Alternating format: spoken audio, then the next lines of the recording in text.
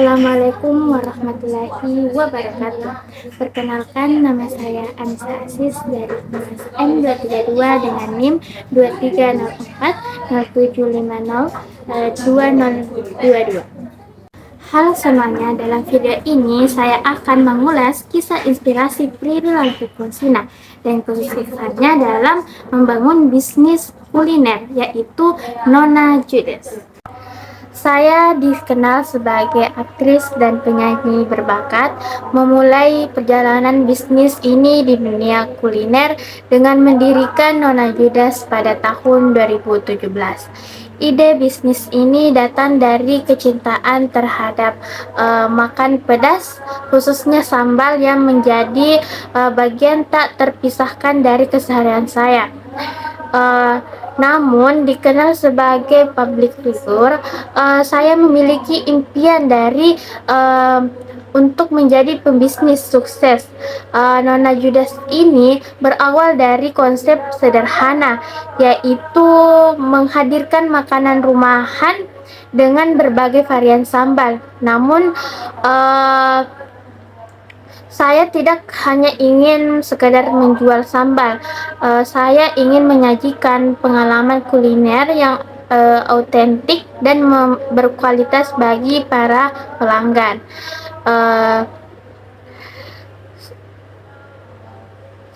Seperti pebisnis lainnya, saya juga menghadapi tantangan dari awal berdirinya Nona Judas ini. Saya harus berhadapan dengan ketatnya persaingan di dunia kuliner. Banyaknya bisnis berupa membuatnya harus saya bekerja keras untuk memastikan Nona Judas ini tetap menonjol. Selain itu, manajemen waktu juga menjadi tantangan bagi saya yang harus membagi fokus antara karir dengan bisnis. Tapi saya tidak mudah menyerah. Saya mengadakan tim yang solid serta selalu belajar dari setiap tantangan yang dihadapi. Dalam beberapa wawancara, saya juga menyebutkan bahwa kegigihan dalam menjalani bisnis ini berkat dukungan dari keluarga dan teman-teman saya yang selalu percaya pada visi dan misi saya sendiri. Saya selalu berusaha menghadirkan varian sambal baru yang unik sesuai dengan selera masyarakat di Indonesia. Selain itu, saya memanfaatkan kekuatan media sosial untuk mempromosikan produk-produknya. Dengan jutaan pengikut di Instagram, saya secara efektif menggunakan pengaruh untuk memperkenalkan Nona Judas ini kepada pasar yang lebih luas. Nah, tidak hanya itu, saya juga fokus pada kualitas produk. Saya sangat terlibat dalam pemilihan bahan baku hingga proses produksi, memastikan bahwa setiap produk Nona Judas ini memiliki rasa yang otentik dan sesuai dengan standar tinggi yang diinginkan. Bahwa berkat kerja keras, Nona Judas ini kini telah berkembang menjadi salah satu bisnis kuliner yang sukses di Indonesia. Outlet Nona Judas ini terus bertambah di berbagai kota besar dan produknya bahkan dapat dinikmati secara online menjadi melalui berbagai platform. Namun saya juga percaya bahwa kesuksesan Nona Judas ini bukan hanya soal keuntungan, tetapi juga tentang memberikan kebahagiaan kepada pelanggan melalui makanan. Baginya, Nona Judas ini wujudnya dari mimpi dan passion yang saya miliki dalam dunia kuliner. saya ingin memberikan pesan kepada semua anak muda yang ingin berbisnis, jangan pernah takut untuk mencoba kegagalan, namun bagai dari proses menuju kesuksesan. Selama kita mau bekerja keras dan terus berinovasi, mimpi kita pasti bisa terwujud.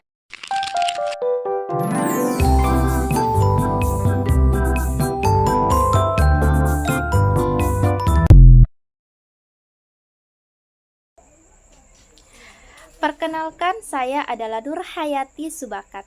Saya lahir di Kota Padang Panjang, Sumatera Barat pada tanggal 20 Juli 1950.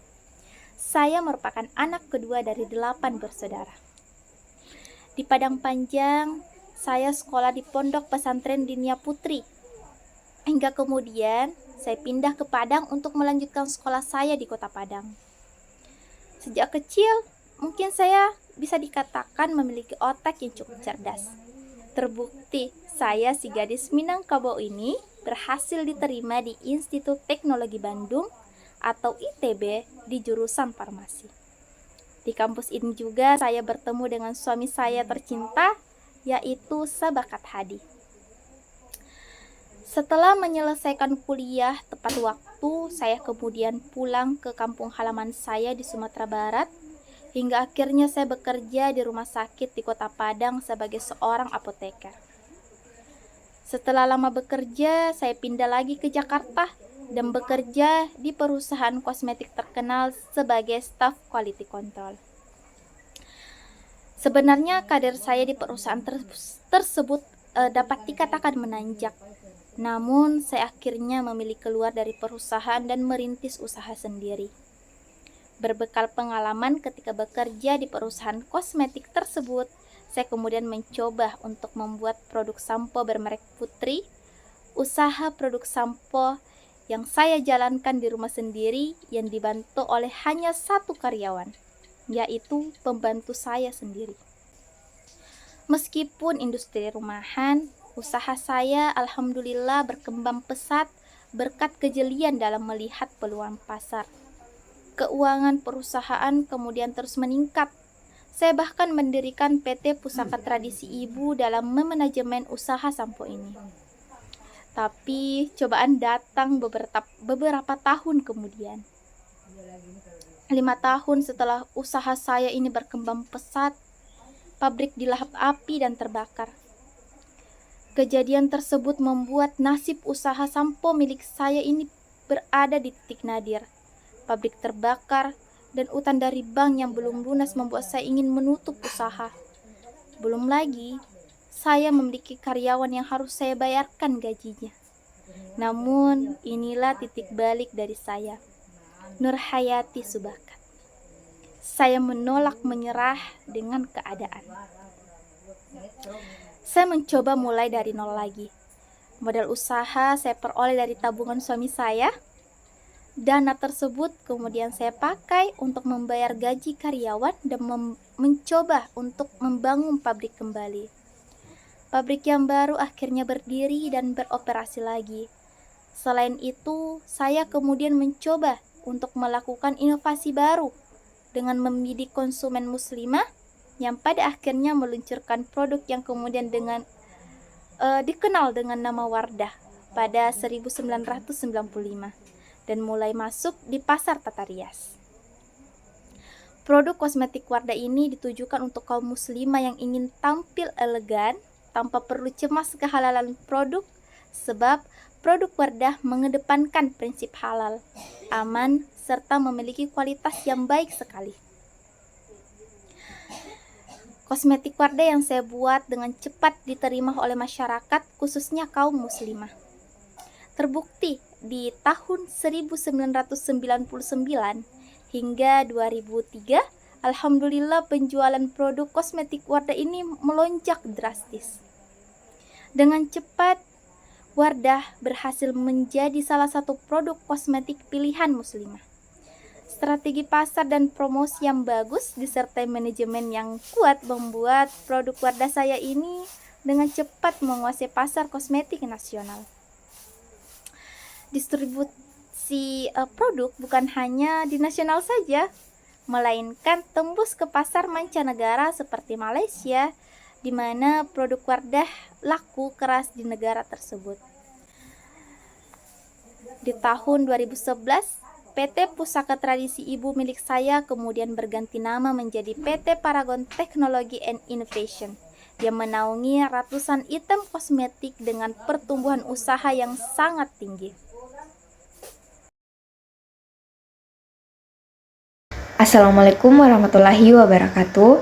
Perkenalkan, nama saya Andi Rosita Melaling dengan NIM 230407502023 dari kelas M232. Di sini saya akan menceritakan perjalanan hidup seorang tokoh mantan Menteri Kelautan dan Perikanan, yaitu Ibu Susi Pujiastuti.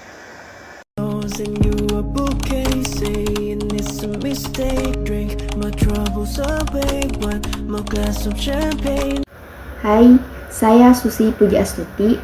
Kisah hidup saya penuh dengan perjuangan dan dedikasi.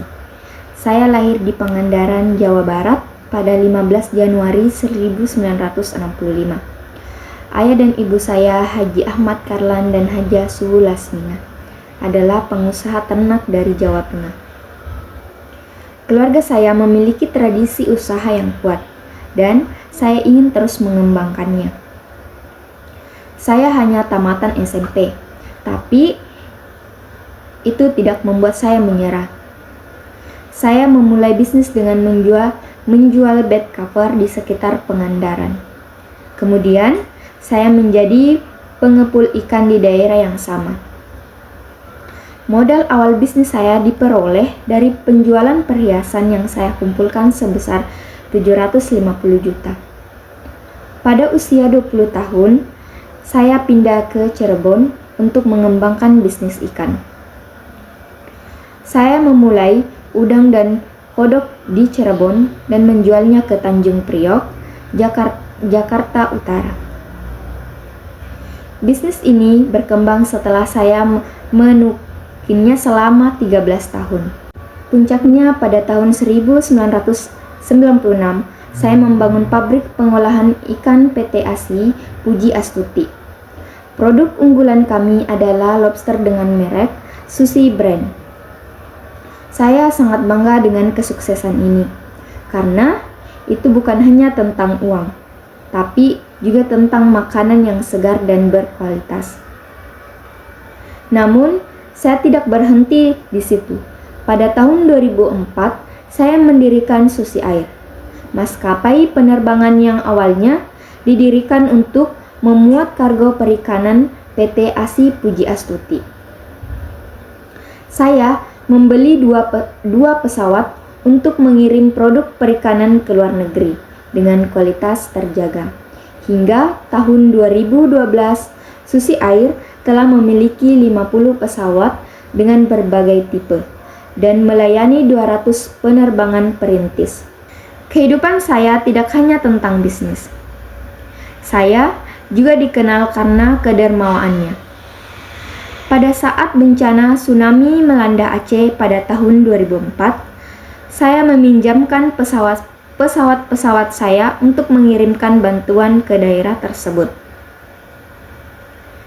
Tindakan saya itu membuat pihak organisasi kemanusiaan tertarik untuk menyewa pesawat-pesawat saya. Dan akhirnya saya memulai bisnis di bidang penerbangan dengan lebih luas. Pada tahun 2014, saya diangkat menjadi Menteri Kelautan dan Perikanan oleh Presiden Joko Widodo.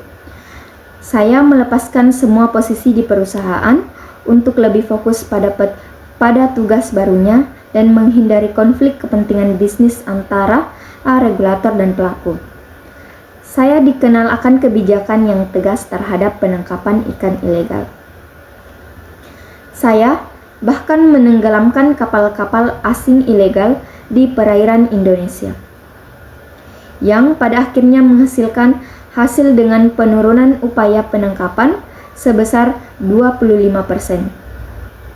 dan peningkatan tangkapan sebesar 14% serta keuntungan sebesar 12%. Saya sangat bangga dengan prestasi saya sebagai Menteri Kelautan dan Perikanan. Meskipun hanya tamatan SMP, saya berhasil menjadi sosok yang mampu menjalankan pekerjaan dengan dedikasi dan integritas. Saya berharap kisah hidup saya dapat menginspirasi banyak orang untuk terus berjuang dan tidak menyerah pada rintangan. Baik, itulah tadi cerita perjalanan hidup Ibu Susi Pujiastuti, mantan Menteri Kelautan dan Perikanan. Lebih dan kurangnya mohon dimaafkan. Assalamualaikum warahmatullahi wabarakatuh.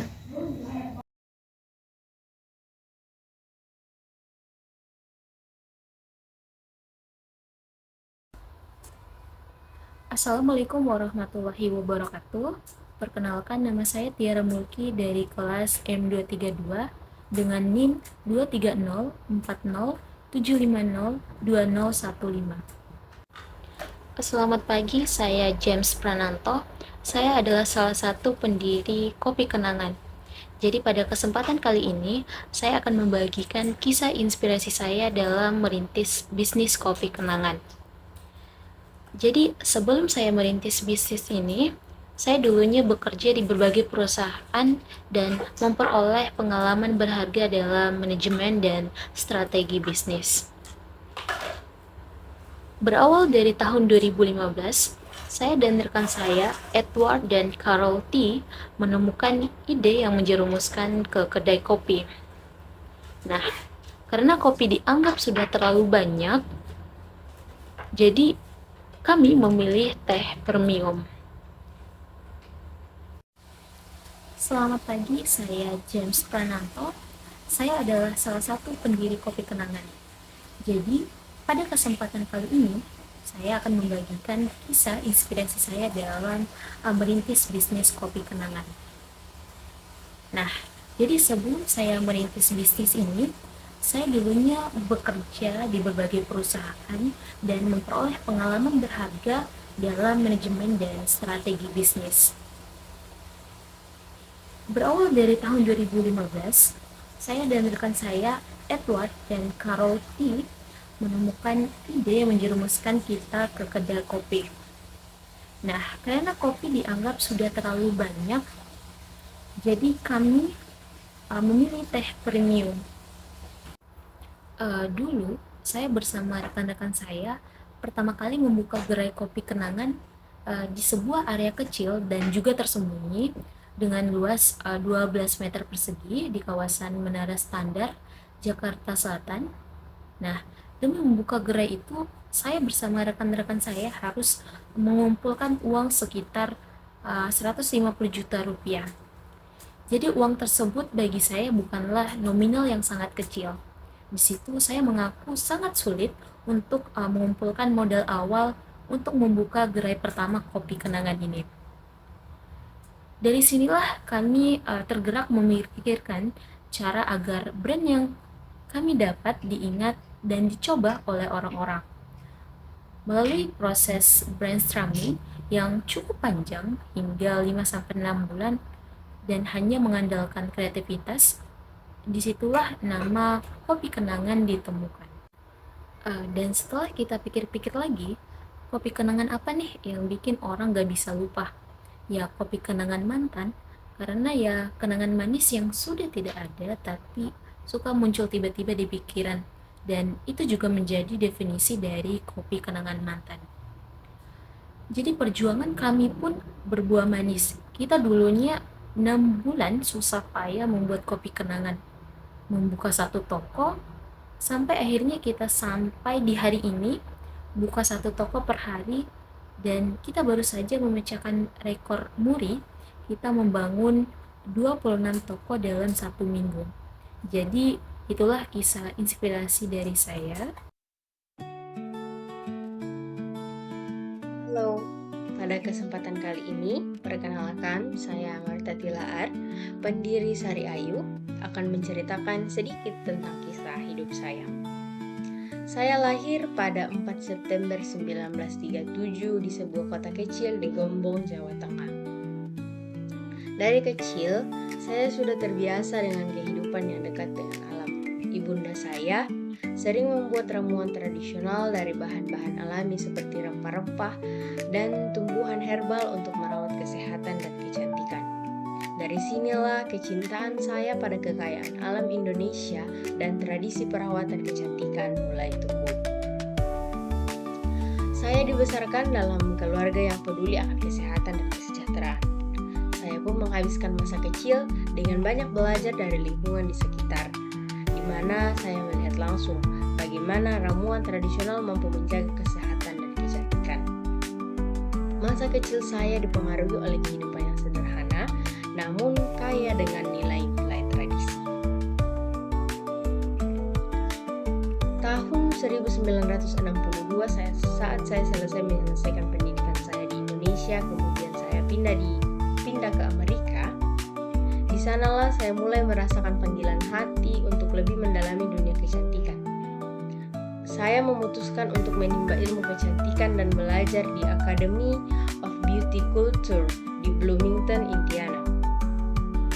Selama masa studi, saya mendapatkan banyak wawasan tentang perawatan kecantikan yang kemudian membentuk visi saya untuk masa depan. Sepulang dari Amerika, saya membawa impian besar untuk membangun bisnis kecantikan yang terinspirasi dari kekayaan alam dan tradisi Indonesia. Saya memulai dari nol dengan membuka salon kecantikan kecil-kecilan di garasi milik orang tua saya di Jakarta pada tahun 1970-an. Dengan modal yang sangat terbatas, saya bekerja keras untuk membangun kepercayaan pelanggan. Saya yakin bahwa produk kecantikan yang berbasis bahan alami dan ramuan tradisional Indonesia akan memiliki tempat di hati masyarakat. Bermodalkan kepercayaan itu, pada tahun 1977, saya meluncurkan merek Sari Ayu Martha Tilar yang berfokus pada perawatan kulit, tubuh, dan rambut dengan menggunakan bahan-bahan alami dari seluruh penjuru Indonesia. Saat itu perjalanan saya tidaklah mudah. Saya harus bersaing dengan merek-merek asing yang memiliki nama besar. Namun saya tetap percaya pada potensi kekayaan alam kita sendiri. Saya berusaha menggali lebih dalam kearifan lokal dan bekerja sama dengan para ahli jamu dan herbal serta berkeliling Nusantara untuk menemukan resep-resep kecantikan tradisional. Filosofi saya selalu sederhana. Kecantikan harus selaras dengan alam. Oleh karena itu,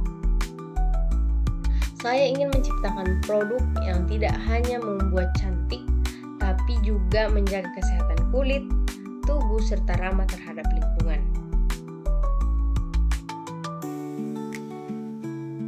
Visi saya yaitu menciptakan brand kecantikan terdepan yang mengusung konsep kecantikan alami berdasarkan kearifan lokal dan ramah lingkungan, baik di pasar domestik maupun internasional. Misi saya mengembangkan produk kecantikan berbasis bahan alami dari Indonesia, memadukan teknologi modern dengan tradisional, serta memberdayakan perempuan dan mendukung keberlangsungan lingkungan. Pelan tapi pasti, Sari Ayu mulai dikenal dan dicintai oleh masyarakat. Dengan tekad, kerja keras, dan dukungan keluarga, bisnis saya berkembang menjadi Martha Tilar Group yang kini memiliki berbagai merek kecantikan seperti Biokos, Caring Colors, dan Dewi Srispa. Produk-produk kami tidak hanya dikenal di Indonesia, tetapi juga merambah pasar internasional. Namun bagi saya, sukses bukan hanya soal bisnis. Saya juga ingin memberikan kontribusi kepada masyarakat dan lingkungan. Oleh karena itu, saya mendirikan Puspita Martha International Beauty School untuk melatih dan memberdayakan para perempuan di bidang kecantikan. Saya juga aktif dalam pelestarian alam dengan memastikan bahwa bahan-bahan yang kami gunakan selalu berasal dari sumber yang berkelanjutan. Sebagai seorang perempuan Indonesia, saya bangga bisa membawa kekayaan alam dan budaya kita ke panggung dunia. Perjalanan saya tidak selalu mudah, tetapi saya selalu percaya bahwa dengan kerja keras, ketekunan, dan cinta pada apa yang kita lakukan, impian kita bisa menjadi kenyataan.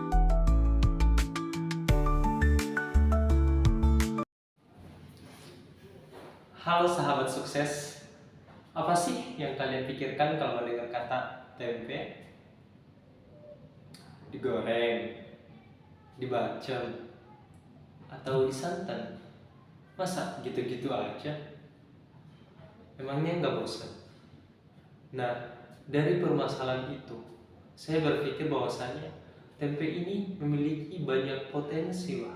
Kita bisa olah tempe ini agar bisa menjadi wah di masyarakat. Orang luar negeri saja mengatakan bahwasanya tempe is the next gold. Kalau di Indonesia bagaimana? Dari permasalahan itu, saya Beni Santoso, 24 tahun dari Solo, dengan tekad dan keberanian mencoba untuk merantau ke Bali, sekaligus untuk melanjutkan pendidikan saya, perkuliahan saya di perhotelan PTS Nusa Dua Bali.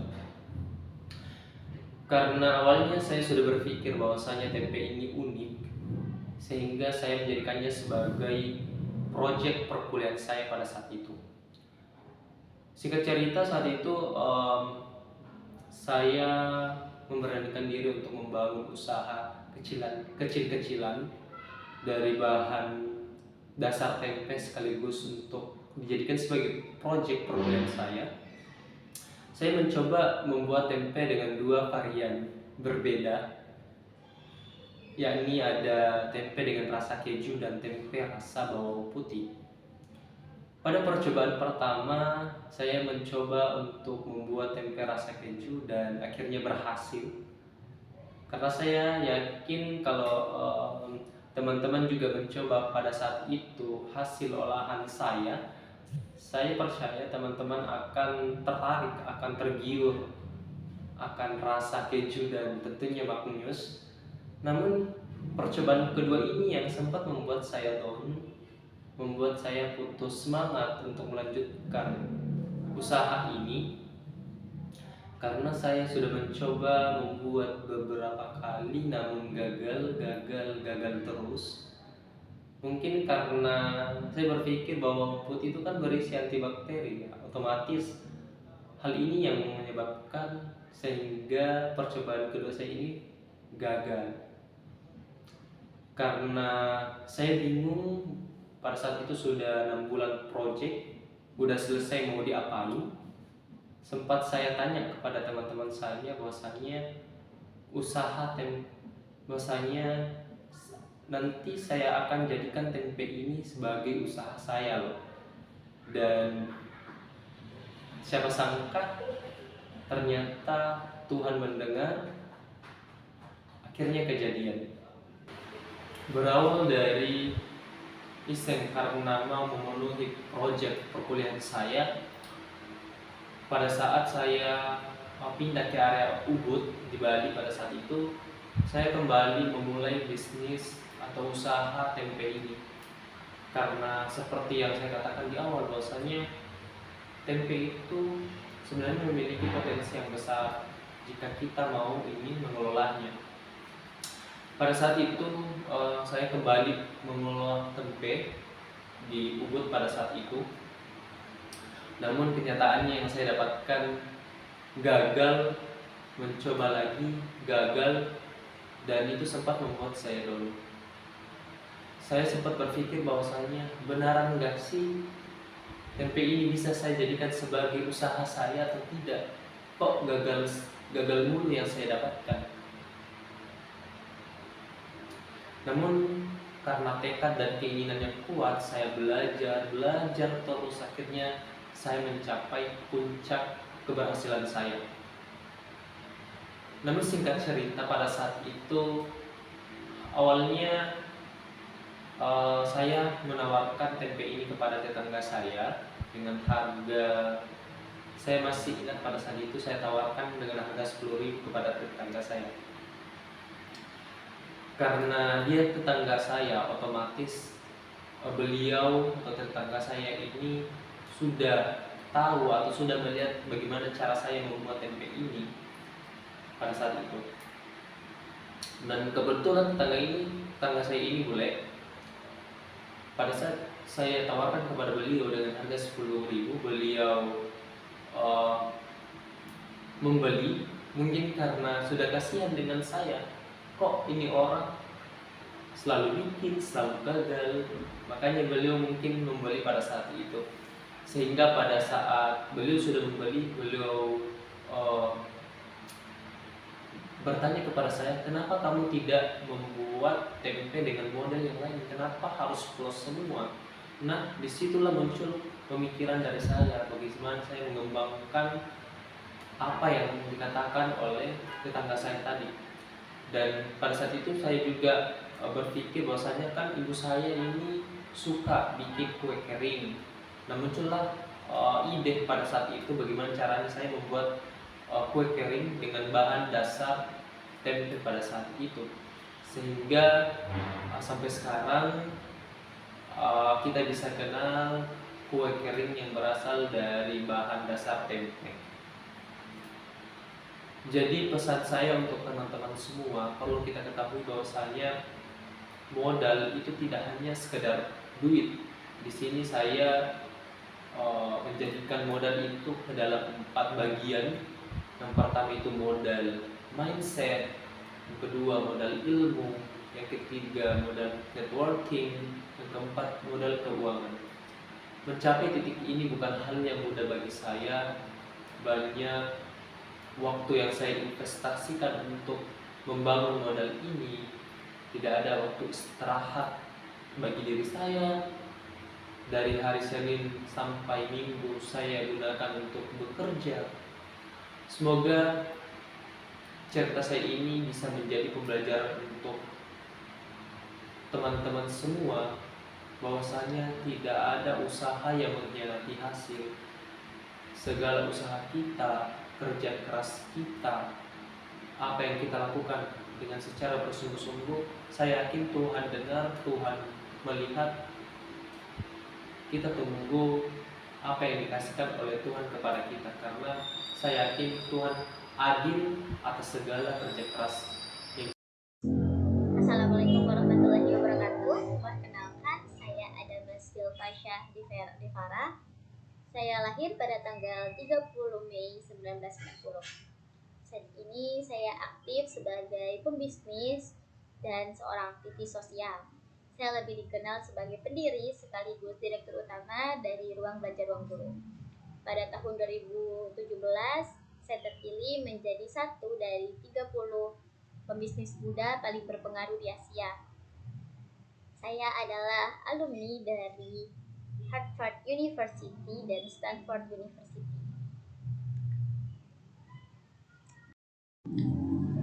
Kali ini saya akan membahas tentang alasan saya membangun ruang guru dan konteks pendidikan di Indonesia. Ini mungkin banyak yang sudah tahu bahwa pendidikan di Indonesia masih kurang baik, tetapi masih banyak yang belum tahu seberapa tidak baiknya. Nah, ini adalah PISA, yaitu Global Education League Table, yaitu sebuah tes untuk anak-anak berumur 15 tahun di berbagai negara. Itu di tesnya yang pertama matematika, 2 sains, 3 reading. Nah, reading ini bukan hanya bisa baca, tetapi reading itu bisa mengambil kesimpulan, bisa menalar, bisa mengambil implikasi dari teks. Dan itu lebih dari sekedar membaca. Ternyata Indonesia itu sekarang nomor 74 dari 79 negara. Nah, masih lumayan jauh banget, padahal Indonesia ini adalah salah satu negara dengan sistem pendidikan yang terbesar di dunia. Nomor 4 terbesar di dunia sistem pendidikan itu ada di Indonesia. Tapi ternyata yaitu PR kita bersama adalah gimana caranya Indonesia ini bisa lompat. Bukan bisnis as usual lagi, bukan hanya jalan aja atau bahkan merangkak. Tapi ini bagaimana caranya kita bisa lompat. Karena dari Harvard University itu sudah menghitung kita itu untuk bisa mengejar ke negara maju butuh 128 tahun lagi. Nah, itu masih jauh banget. Nah, itulah mengapa kami di Ruang Guru berpikir bahwa teknologi itu adalah jawabannya. Nah, jadi Ruang Guru harusnya udah pada tahu ya aplikasi belajar dari kelas 1 sampai kelas 12 SMA, kelas 1 SD sampai kelas 12 SMA itu kontennya interaktif, berkualitas, dan juga didukung artificial intelligence, jadinya ada personalized learning juga gitu. Kenapa kami melakukan ini? Karena ini adalah sebuah studi, sebuah riset dari Sanders and Rickards. Nah, anak yang tadinya biasa-biasa saja, persentil ke 50, artinya dia median. Itu tepat di tengah. Satu, diajar oleh guru yang baik, satu diajar oleh guru yang berkualitas kurang baik.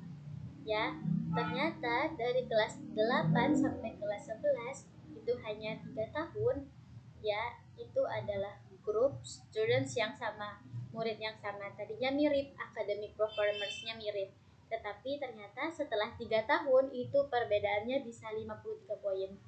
Jadi guru itu adalah penting sekali. Nah, itu mengapa kami di Ruang Guru mencoba untuk ya udah guru-guru dari Indonesia ini kita kumpulkan untuk bisa mengajar lewat video, lewat teknologi gitu.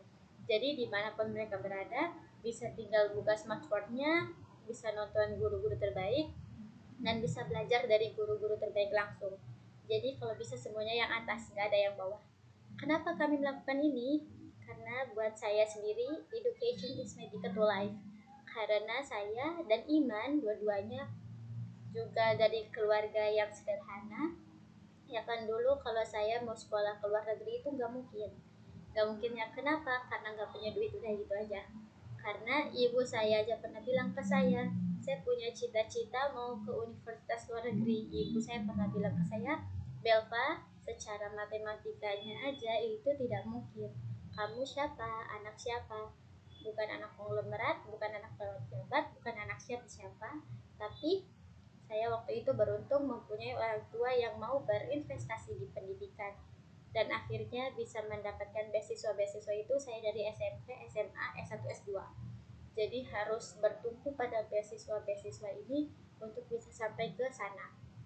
Padahal saya juga yakin bahwa saya bukan orang terpintar, saya bukan orang bertalenta di Indonesia. Di Indonesia ini ada 200 juta orang lebih. Gak mungkin saya tiba-tiba nomor 1, enggak, tapi saya beruntung saja. Banyak sekali anak-anak di luar sana yang masih mempunyai mimpi, tetapi mungkin tidak seberuntung saya waktu itu. Dan itulah mengapa kami menjadikan Ruang Guru. Nah, jadi itu adalah alasan saya dan Iman mendirikan Ruang Guru pada tahun 2014. Sekarang sudah mau masuk ke tahun ke-6. Kenapa pendidikan itu penting? Karena ini adalah studi juga, pendapatan bulanan orang yang berpendidikan lebih tinggi itu jauh lebih besar di semua negara seperti itu. Jadi itu adalah ticket to life. Gimana caranya kita mau naik kelas? Satu caranya itu dengan pendidikan. Dan saya adalah a living example of that. Nah, itu saja mungkin yang akan saya bahas pada kali ini. Lebih dan kurangnya mohon dimaafkan. Wassalamualaikum warahmatullahi wabarakatuh. 다음에 또 만나요 우리 모두 슬퍼 말아